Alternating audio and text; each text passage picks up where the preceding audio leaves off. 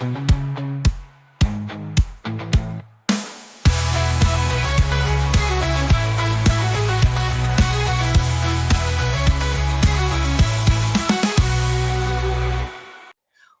to the Admin HUG, everyone. If you are seeing this, it's the first time you're seeing this, so that's great. And we're going to share that link out with you so you have the housekeeping and you can follow along. You can save this. You can click on it later in the day when you're looking for the resources that you're looking for. But you now have a wonderful new link to share all of the wonderful resources that are available to you.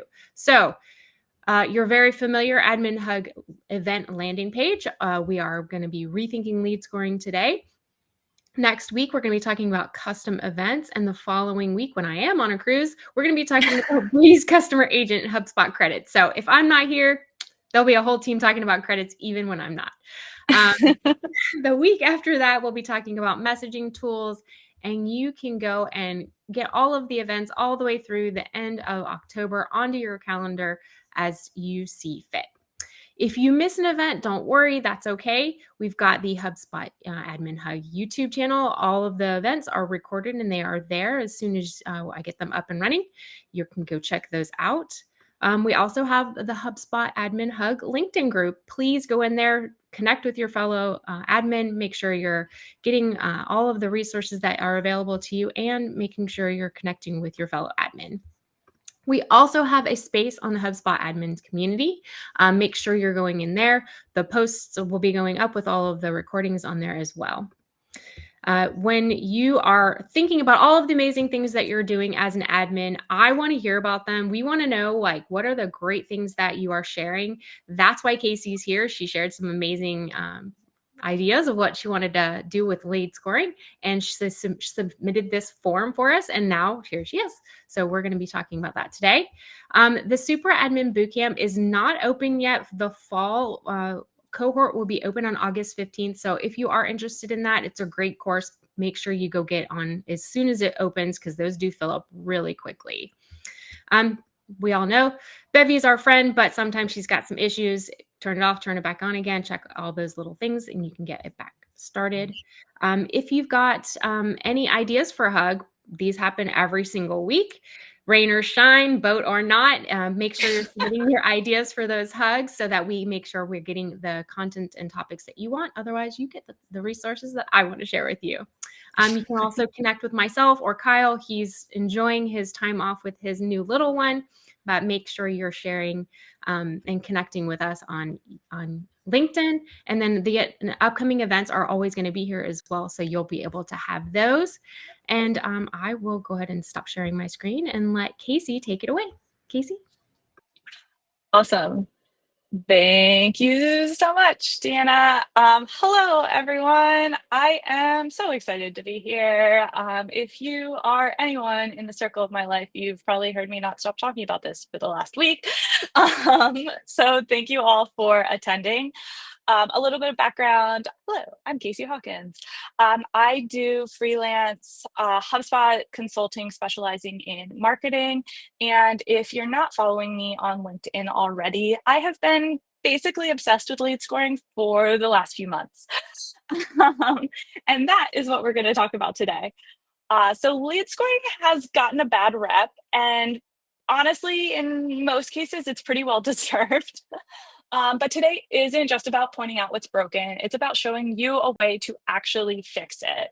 If you walk away from the session with nothing else, I hope you leave with a clear framework to rethink scoring, one that's grounded in buying behavior, not just an internal checklist. We've only got a short time together today, so my goal is to make this session valuable on its own. Whether or not you follow me later on LinkedIn or are interacting with any of my resources after the fact. But if you want more support as you build or just want to follow along with the conversation and resources I'm sharing between now and August 31st, you can check those out at valuefirst.site/score-hug or connect with me on LinkedIn. So let's talk about the perfect storm that's bringing us here today. As most of you probably know, because it is a little bar inside of HubSpot, the legacy scoring properties are going to be sunset on August 31st. But as Deanna's email so perfectly put it today, sunsets can be beautiful. Um, and I think there is an opportunity for this one to be beautiful. And that is because the current scoring that I see many organizations use are based around old broken scoring models. And this new tool brings a great opportunity. So a quick pulse check in the chat. Have you started already migrating your scores to the new tools, or are you still figuring it out, waiting till the last minute? All right, great to hear a lot of people are already moving. My greatest fear in life right now is on August 29th, August 30th, I get a bunch of LinkedIn messages from people begging to that have questions. So great to hear a lot of things. So here's the thing. Although this feels like a tech change, there's actually a strategy moment here. I think too many teams are just going to recreate their old broken scoring model into the new interface, and that can be a real trap. Because if lead scoring wasn't driving alignment, prioritization, and revenue before, rebuilding the exact same logic won't suddenly fix that. And that's where this opportunity comes in. You have a clean slate and a moment to pause and ask yourself, what should scoring actually do for us? And how can we rebuild it to reflect the way buyers behave today? Check. Let me zoom out here. All right. So let's talk about why this matters. Most of us have lived this exact cycle at least once, right? Have you ever had a hot lead get sent to sales and totally flops? I have this happen all the time to me.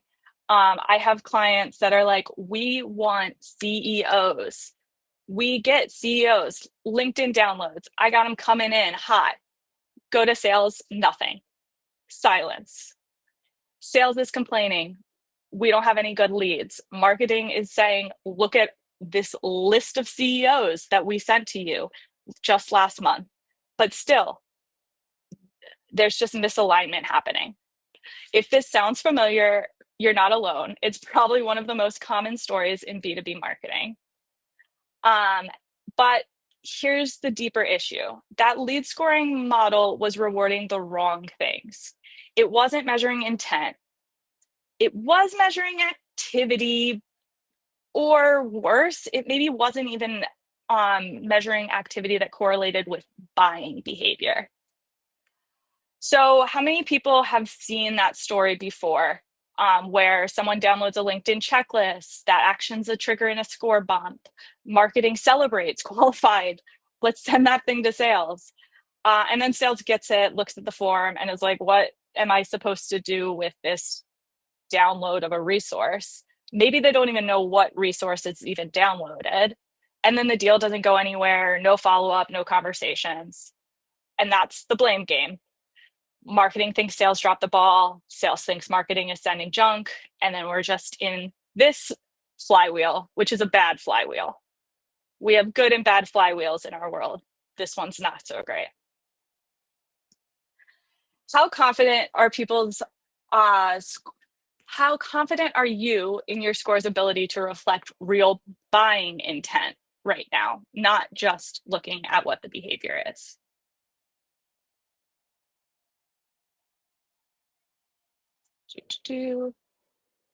All right. We've seen the broken scoring cycle. We've all seen it. We've also talked about how this moment is an opportunity, but what does a better approach actually look like? I call this the value first scoring approach. It's all about shifting arbitrary activity to scoring based on real value signals, value to your buyers and your business. So let's walk through it. First, what do we need to stop doing? We need to stop scoring just to hit MQL targets. A white paper download doesn't mean someone's ready to buy. We can't just say, oh, we're 50 MQLs short of our goal for the month. Let's just lower the scoring threshold for our MQLs for the month. We also need to stop using one single mysterious lead score that tries to do everything. That's not giving our marketing teams, it's not giving sales teams, it's not giving anyone enough context to know what to do if all we know is here's a CEO with a score of 100, go after it. And we especially need to stop scoring things like email opens, which, let's be honest, are barely trackable anymore anyway, and start measuring things that are real value and showing real buying intent. Now, what do we start doing? We start scoring actual buyers' signals, behaviors that reflect interest, intent, and fit. We build separate scores for different types of intent because engagement is not the same as fit. And we focus on data we trust, things that are consistently captured and actually mean something. So all of those industry fields that you imported from Zoom Info 10 years ago, are those the best things for us to be scoring on? My guess is probably no. So here's the big question for you to start thinking about. What would scoring look like at your organization if you focused less on MQL math and hitting that MQL goal and more on buyer readiness? All right. So here's where we start shifting from what's broken to what we should be building instead. And the key shift is, instead of one messy lead score, we're breaking it into 3 modular actionable sources. First is the contact ICP fit. Is this person even relevant to sales? Are they a decision maker? Or are they a student, intern, a partner of yours, a vendor, anything like that?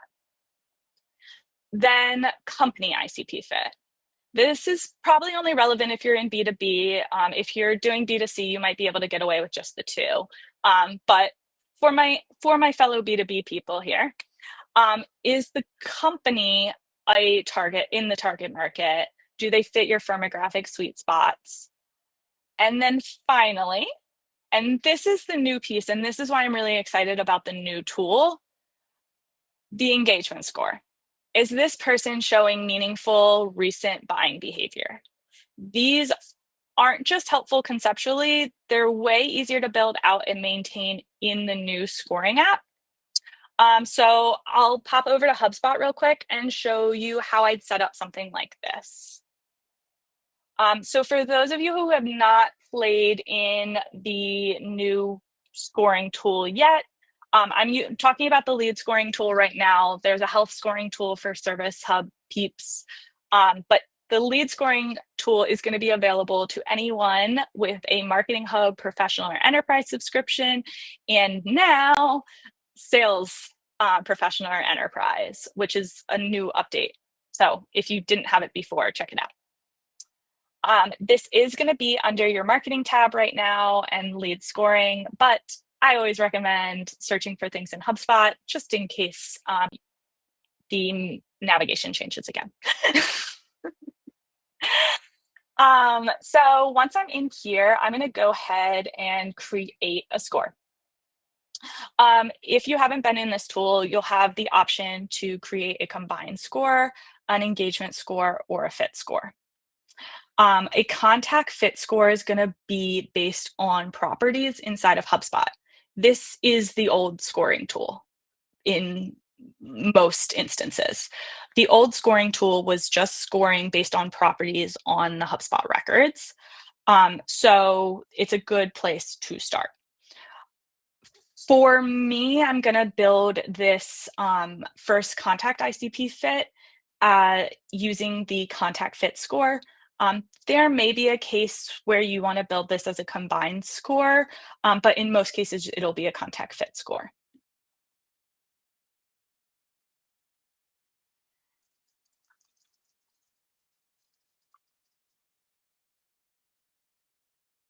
me just name it real quick. And now I can start adding my property groups. So now I'm going to start thinking about what a contact ICP looks like at my organization. How do I know if this person is relevant? Is a relevant sales target? Is it their job title, their experience? Do I have information about their buying authority? So I'm gonna start with the job titles because that tends to be the baseline. Melissa, ICP is ideal customer profile. Thank you. Um, it's hard up here balancing chat. You're um, great. so let's do job title here. My big caveat, especially when we're talking about these contact fit and company fit scores, is where is the data coming from? As I mentioned before, if this is from ZoomInfo 5 years ago, scoring them based on this is probably not helpful. So it's make sure you are incorporating that as you build out your scoring model, not just what are the points that we're scoring, but where's the data coming from? How complete is the data? And by that, I mean, if you don't have job title data for 90% of your HubSpot database, scoring based on job title is not going to get you that much. So we need to look in that case at ways to enrich that data reliably. Sometimes that's going to be adding that to form fields. I know the marketers in the room are going to, myself included, are going to tell you that every additional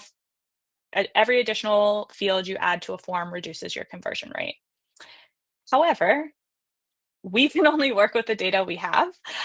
So at some point, there's a balance there on what data we need to figure out who our targets are and what data we want to, and how easy we want the form to be to fill out. And sometimes I think it's okay for forms to be harder to fill out, especially if it's a high value resource, especially in the case of a pricing page, a demo form.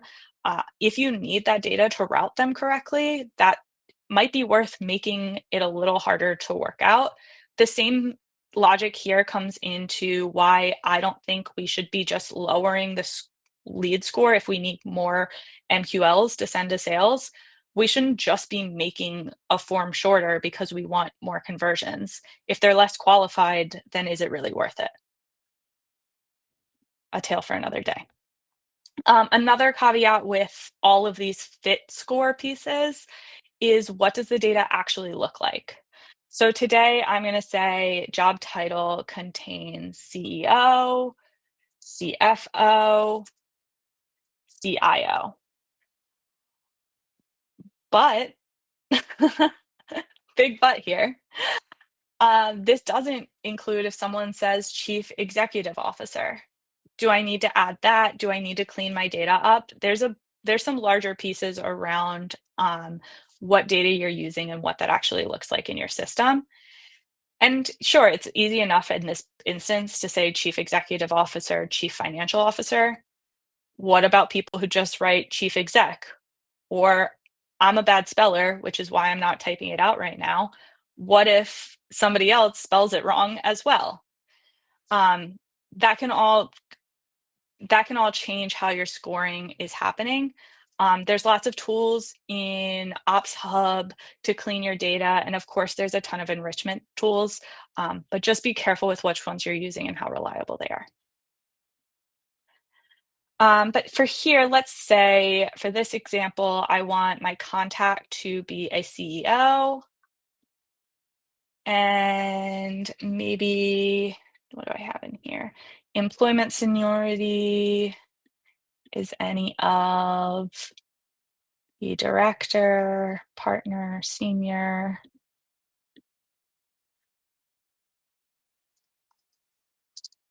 Yes, we can start there for now. You're definitely going to want to talk to your sales team about this as you build it out. I think one of the traps people get into way too often is how the marketing ends up creating these scores based on what they think, um, not what sales is looking for. I find one of the easiest things to do is to start asking sales, hey, send me some examples of some good leads, but also um, check on which contacts are associated with deals if you're able to in your HubSpot account. I had a client who we built a lead score all around C-suite executives at hospitals. We were only sending that, we were targeting that in our ABM campaigns, all about C-suite executives.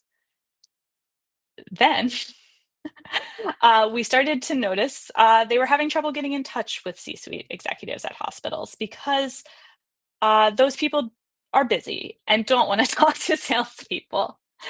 Where we were seeing most of our deals come in were lower level managers. And so we do some small deals with a lower level manager. And then that manager would get promoted and we'd do a little bit of a bigger deal. And then they'd get promoted again and we'd do a little bit of a bigger deal. So it actually was a very interesting, eye-opening experience looking at who the contacts were with their deals, because often they were managers at the beginning. All right. So let's say I built this all the way out. You can, of course, there's a lot of new features in the tool that I love. The score limits is one of them. So if you wanted to, you could give a limit of 5 when I'm looking at like job titles, seniorities, things like that. And maybe I want to give a different score based on trying to find role champion. Another instance might be if I have a different scoring group in that example, maybe I have a different scoring group for managers than I do for executives. So there's just some ways to kind of balance your score in here and take a look at who's your actual target market. Another thing I love about the new scoring tool is this ability to exclude or score specific contacts. Um, so I help a lot of teams with ABM campaigns, account-based marketing campaigns. I have a client right now that we're just doing some scoring on contacts who are at those target accounts, which makes it a little easier for us to see who's relevant. Save, exit. Now we have a contact fit ICP score. In theory, we'd also have a company ICP score that's going to look at things like, are they in the right industry, size, revenue, location? But again, clean data and reliable data is really important here. But the third piece is that engagement score. And this is what's different about the new scoring tool that makes it possible to score based on buying behavior in a way that we were not able to before. And if you haven't played with this, and maybe you haven't because you just went to rebuild your old score using the new app, I definitely encourage you to check this out. It's different and change is scary, but there's some really powerful things in here. So here's where we can start adding behaviors. And again, when I say behaviors, I mean meaningful buying behavior, not just a LinkedIn download. Not to say that a LinkedIn download can't give you some points. But in this case, let's do web events. So now I can say page visited, URL, path, contains pricing. All right. And we can add a time frame. So I can look at people who have visited pricing in the last 7 days. And maybe I want to score that a little differently than how I might score someone who's 7 points. That's weird. Uh, um, maybe I'd score that a little differently than someone who has visited pricing in the last 30 days. And this is one of the huge improvements is I can score every time because I do want to know if someone's visited pricing once or if they've visited it 5 times. And in the old scoring tool, there were some workarounds to kind of get you there, and maybe some lists could have gotten you close, but you're not going to get all the way here in the old scoring tool the way that you can here to say, give people a point every time that they visit pricing. And I can limit that to a score of 50 and so on. While we are looking at this, though, it's really important to look at the activities. So I just said I was talking to Sarah Lane Hahn yesterday, and I was saying I think I get in this trap when I talk to people about scoring and what points should be. Because you start talking about things like how many resource downloads equal one demo request. And the truth of the matter, not the limit does not exist. You cannot download enough resources for that to equal a demo request. So we can limit things based on that. So if I add another event group here, let's say lower engagement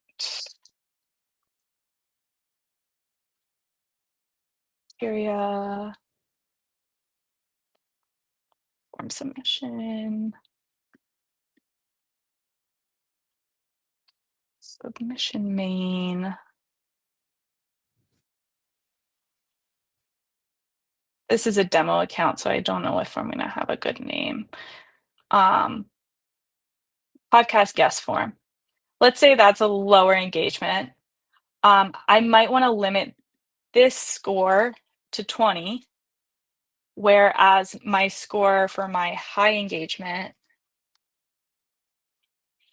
might be 50. And then I can start to see the weight of activity, not just did they download so many resources that they finally got to they finally are valuable enough for a demo.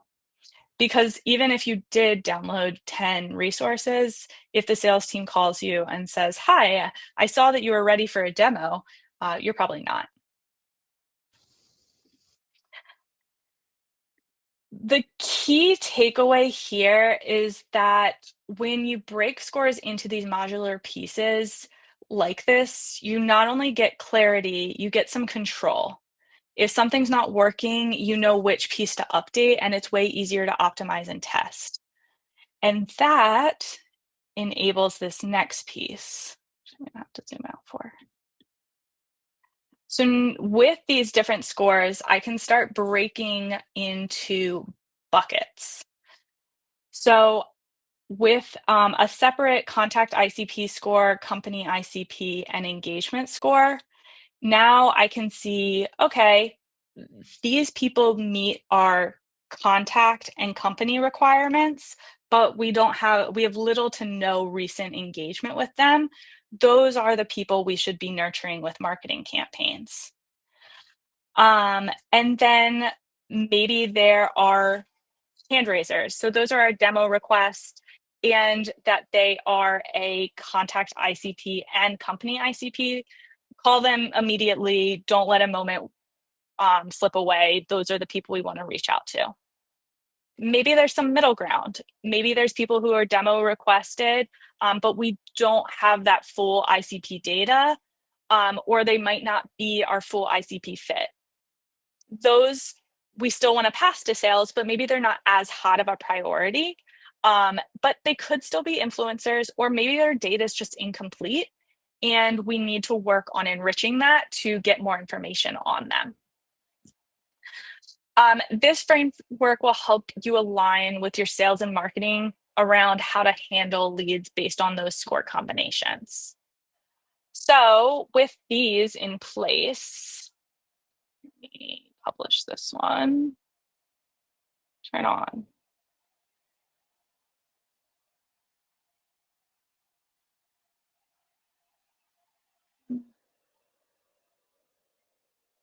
Now I can create a list of contacts, and obviously, or maybe not so obviously, this can be applied to your workflow enrollment criterias, your reports, and so on. So however you end up doing this, but you can say things from here.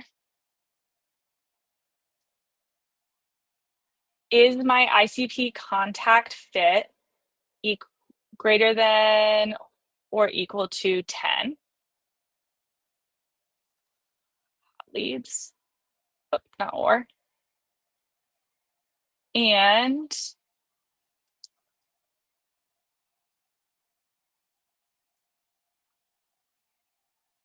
score. What did I name that one?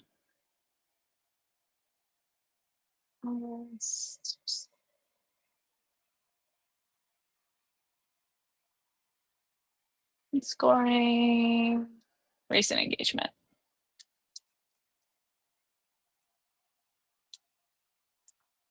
There we go. Is greater than or equal to 50. So they were one of those like hot lead, they did one of those hot lead activities. Now I can use this either in a workflow, maybe I am passing these to sales through a list, but I can see who my hot leads are. And then I can layer other things on. If I'm in B2B, I can layer that ICP company fit as well here. Or maybe I say for between 1 and 9, or maybe even 5 and 9. So they meet some of our contact ICP criteria, but they also took a really good activity. Those are people we also want to send to sales, but maybe we need some more data on who they are as a person. The goal here isn't to make sure your sales team, the goal of this is to make sure your sales team isn't just getting a score, they're getting clarity. Who's hot, who's not, what kind of follow-up is needed. And even if you're not ready to build the full tiering model right now, just starting with contact or company fit scores can already make a huge difference in showing your sales team the differences between contacts. And the reason I don't build all of this as a combined score is because I can't say things like, are they a contact fit and a company fit, and have they had recent engagement? If it's a combined score, it's all just in one place, and I can't really divide things up. I also can, when it's divided, I can see how people are scoring and whether or not I need to make adjustments to one or more areas at one time.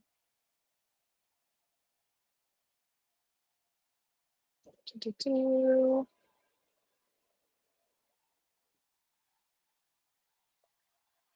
right, let's land the plane. We've talked about what's broken in scoring, what needs to change, and how to rebuild a system that's actually useful, not just a checkbox. So now's the real question. Who here is ready to turn HubSpot migration from a problem into an opportunity? August 31st isn't just a deadline, it's your excuse to finally fix something that's probably been bothering your team for a while. Here's how I recommend you start. Whether you're solo in ops, working across a team, or figuring it out on the fly, first, an audit. Ask yourself, what about your current scoring feels off? If you're working within a team, ask the marketing team, ask the sales team. What do reps ignore? What doesn't reflect reality? That's that example where my team was aiming to get CEOs, but was only landing deals with managers. So there's a disconnect there. Clean. Look at your data. What data are you scoring on? Is it complete? Is it accurate? Do you trust it? Should you trust it? If not, what can you do to fix or enrich that? Then comes the build. Drafting that 3-score framework, or 2 if you're B2C. Fit at the contact level, fit at the company level, and then real recent engagement. I'm not talking about if they filled out a demo request a year ago. I'm talking about, have they visited the pricing page today? What's that buying behavior look like at your organization? Then test. Don't launch to everyone necessarily all at once. Start with a pilot group. Maybe you have even a baby ABM program at your organization, or you have a few target accounts. Start to get feedback and iterate. I always say lead scoring is not a set and forget system. If you haven't looked at your lead scoring in a year, now is the time to do that. Rather than just rebuilding what you have, take a look at what's actually in there. And then finally, the most important thing, align. Bring sales into the process, talk with marketing about how they're generating leads, get agreement on what each lead tier means and how to handle it. The most successful scoring systems I've seen are the ones that become a shared language between marketing and sales, not just a black box that no one understands. And now, pause for Q&A and dog hacks. This is Frank. He's laying behind me, under a blanket. And then this is Bosun. He is my happy little boy. He's just happy to be here all the time. But also, what's resonating, what's still unclear, what feels exciting to all of you as you think about your own scoring setup? Big questions, small, all fair. I love that. Thank you, Casey. There are a ton of questions in the Q&A, and I'm very happy you've left a good amount of time to talk through them, because there are some that I think you'll have some insight on that you can bring light to everyone. I'm going to give everybody a minute-ish to go over there, add your questions, upvote the ones that you're really interested in hearing. If you said one thing that you wanted everyone to leave with right this second, before we go into Q&A and start diving into all of the nitty-gritty details, what's the one thing you want someone to take away with right now? I want people to walk away with thinking about lead scoring as not a metric for teams to hit, but an enablement tool to get the right people placed in the right buckets. Is that too? No, that's great. I think that's great. I love that. I mean, if you have to get to the right message to the right person at the right time, and you don't know that unless you stick them in a bucket. You stick them in a bucket, yeah. Awesome. Okay, so tons of questions over here. Let's start at the top. Curious to know how others decide on MQL thresholds. So this is a question for the audience. I love those. Go ahead and add that to the chat. Like, how are you guys deciding on your MQL thresholds with your team? What are those metrics look like? How are you getting to those ideas? And if you want to come off and chat with us, we'll bring you on at the end of the Q&A. Yeah. Let's see. Thoughts on using the framework versus Decay for page visits or webinar event attendance? Can you say that again? Sorry. So what are your thoughts on using time frame versus Decay for page visits or webinar event attendance? I see. I personally there are two options now. In a way, when it first launched, I don't think we had both of those options. I'm personally a fan of the time frame. I think it's a personal choice at the end of the day. I like time frame because it's a little more precise and customizable. I can say in the last 7 days versus if I do Decay, which I don't think I can do. Yeah, I can't do that. Then my options are much more limited. I can reduce by 100% every month and so on. I know when it first came out, I was using Decay. I have changed my mind on this, and mostly I have gotten a little more strict internally as in like my brain, um, on what recent means. Um, for a while, my original thought was like, okay, I'll decay based on how likely they are to remember that that thing happened.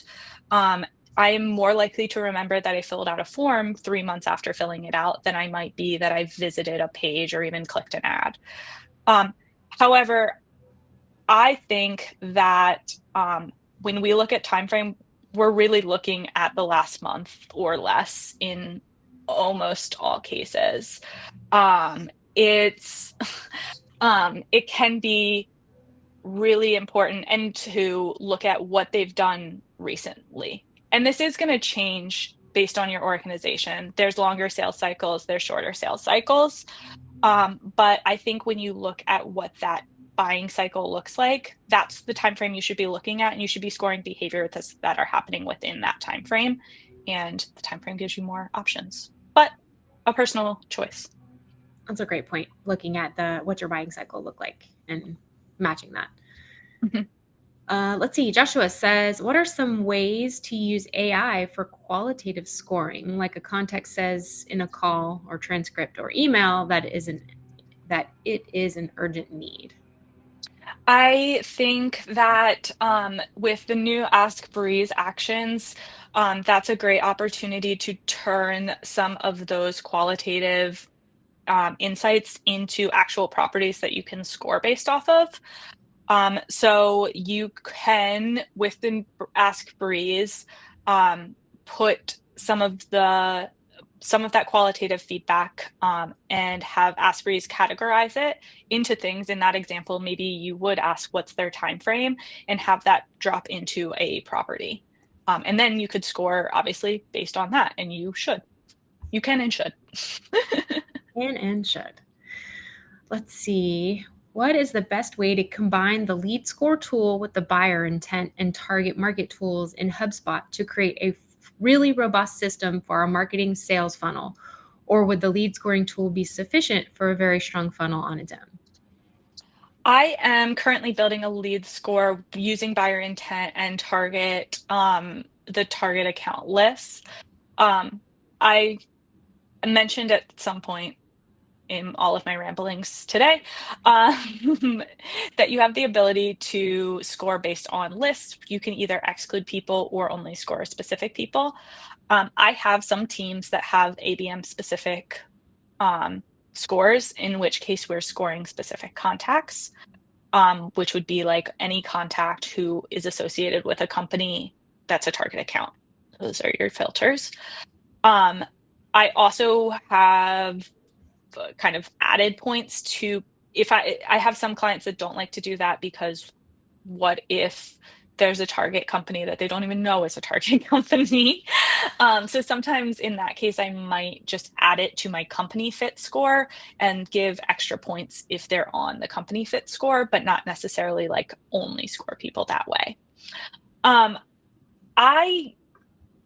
someone may know better than I have not immediately seen a way, as I started to build that out, to incorporate buyer intent into the lead scoring app. Like that isn't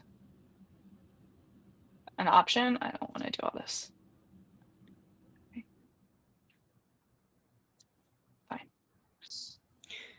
Fine.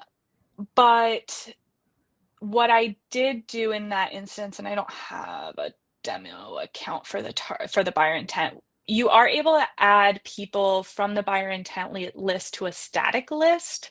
So my workaround that I was doing was I was scoring based on contacts on that static list. It is a bit of a hassle because you have to update that static list on some sort of cadence.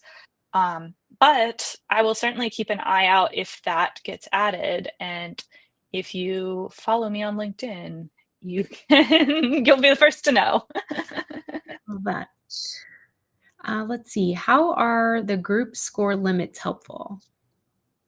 The group score limits I find to be helpful. I don't use them in all instances, but I find them to be helpful if you want to score, like in this example with high engagement and lower engagement. I never want my lower engagement activities to outweigh my pricing visits, my demo request downloads. So I would use a group limit to keep my lower engagement only to a maximum of 20, so that then I can score if they have an engagement score of 20 or under, then I know that they're a lower engagement. They're having lower engagement. Lower engagement? They're having like email nurture, maybe engagement type things happening to them. Versus if their score is over 50, then they have much higher engagement, and I would want to send that to sales. Got it. Let's see. One thing that I see that doesn't exist in the new tool is the conditional and logic. What if I want to score a combination of properties? Is there something I can do? Yes, love this question. It is my number one complaint. My only workaround right now is to create a list and use that list as the and criteria. So you would create a list with all of the and criteria and then add that to the score. I believe list criteria is only available if you're using, just double check, the fit. Yeah. It's only available if you're using a fit score. So if I want and criteria and I'm using an engagement score, blah, blah, blah, then I would build that engagement score as a combined score and put all of my list and criteria in the fit group, and then all of the like recent engagement in the other engagement group. Okay. Sometimes we got to work around things. That's what this group does best. I'm guessing this is I have a lot of faith in that changing, but maybe too much faith. Just know I always share the things with the teams that ask for them. So if HubSpot's teams are asking for the chats and the Q&As from this, they get it, and your voice is heard either in the chat or the Q&A, or saying, come on and share your workaround. So don't be afraid to share your opinions. We do a lot of offline events and use custom object to manage them. To transition the scoring, we will need to move events to marketing events to count them as behavior. Marketing events are limited for offline events, though. Any suggestions? Limited to offline events, meaning, so your events you're not able to get your webinar events here in marketing events? Probably like trade shows and stuff, I would imagine. Trade shows and stuff like that. Likely. Yeah. Julia, if you have specific information, you can go ahead and add that in the chat. Yeah. I've just started using marketing events. It's obviously gotten better. Another workaround I have used are lists in those cases, similar to my and criteria. But yeah, you can import lists into marketing events and add them as either registered or attended. So you could, if it's a trade show list, I would just add them as registered and use that personally. Another thing I've done too, because every client's a little different, I do things a lot of different ways, is sometimes I have like properties that I'll use. So I'll say like, have they attended a event, and what type of event they attended, some workarounds there. We've also got custom events happening next week here at the HUG. So, maybe there's an option for what you're looking for there, Julia, as well. So see you back next week. Let's see. Relly says, what subscription tiers are required for the new lead scoring? It seems parts of it are in some pro hubs and parts of it are in enterprise. So it is now available, Marketing Pro and Enterprise. It's just the number of scores that you have available depends on your subscription. Enterprise, you can create up to 50. With Pro, I think it's 5, but still that's enough in most instances I've been working in. Prior to like last week, 2 weeks ago or so, and that's Marketing or Sales Hub as of a week or two ago. Also, prior to that, you could, if Pro Hubs couldn't use combined scores, but that has been unlocked as well. Up to 10 for Pro. Great. Even better. Even better.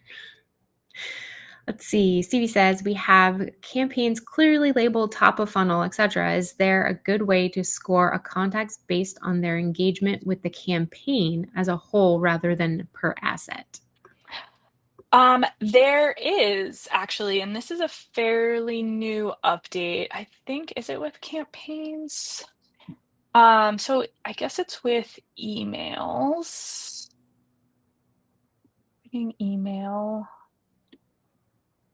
Email clicked. Now I'm going to go on my email rant. I would really not suggest you score on anything in email other than clicks. And even that, I prefer to use web visits to clicks. But for the point of the example, marketing email campaign at time of send is what you're going to want to use. And you can use contains any of and put in your phrasing or anything like starts with any of, things like that. Email name at send time, also you can use contains any of. The weird nuance here is at send time, which is HubSpot just trying to be very clear that like if you can change the name of an email after it's sent, but it's not going to be captured here. It has to be what was sent at the time. Interesting nuance to point out there too. Yeah. Let's see. Is it possible to create different lead scores for each business unit? I don't know. I think they're all in one, but I could be wrong. I don't work in a lot of business unit accounts. Yeah. If anyone in the if chat anyone has, has. examples or if they're aware, then absolutely, please definitely share your expertise there. Let's see, we've got time for a couple more. I'm going to get resort because I saw some more votes come in. How do you deal with negative scoring if you can't have a score below 0 in the new lead scoring setup? Would it be best to create a negative score and then create a calculated property to subtract this from fit engagement scores, or is it better to build the elements you negatively score into an exclusion list so they don't flow into scoring at all? I've done it both ways. I prefer the exclusion list myself. I think that's a cleaner setup. However, you could create a negative fit. I built this to show this off at some point. I built a negative criteria and then I use it to a calculated field. That is a good point though, while we're on that. I mentioned building these as 3 distinct scores. Just to close the loop there as well, is I use a calculated field to add all those scores together into a total score. And then to your point, contact fit plus recent engagement. If you wanted to have a negative score, you could do your negative as a negative there, just like that. Love it. All right, let's see. Well, I have built 95%. However, I'm stuck with trying to add LinkedIn forms, not showing in ad interactions. How do I add scoring to this?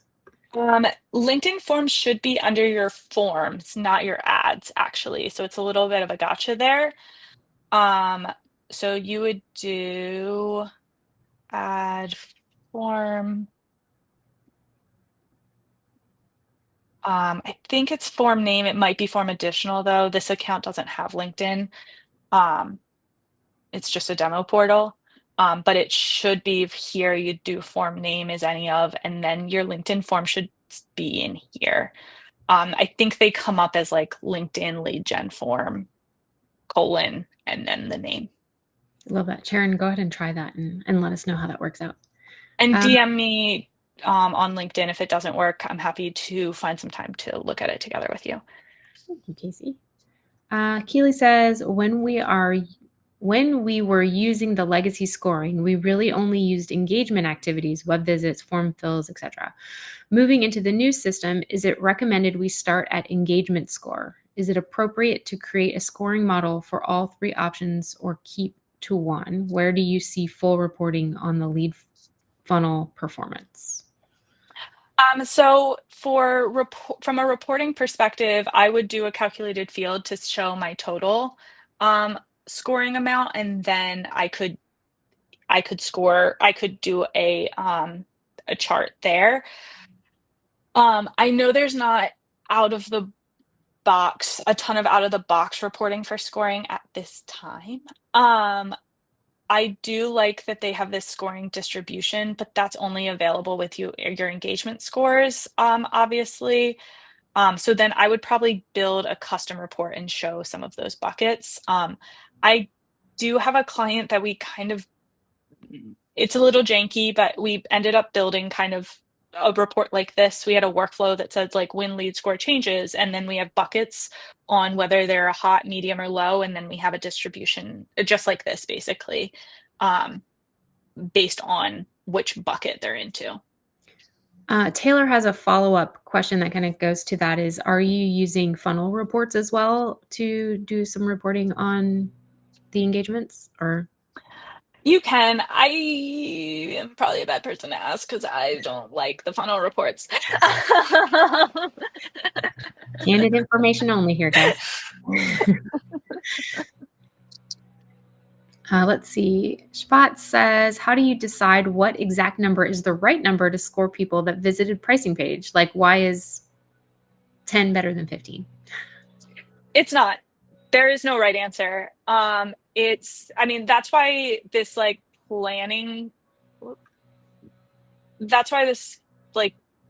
building your framework makes sense. I like to build it outside of HubSpot first. It's just cleaner. But it's really, you put everything you want to score out there on a list, and then you start figuring out like, okay, what is the right, how much more important is a demo request than a resource download.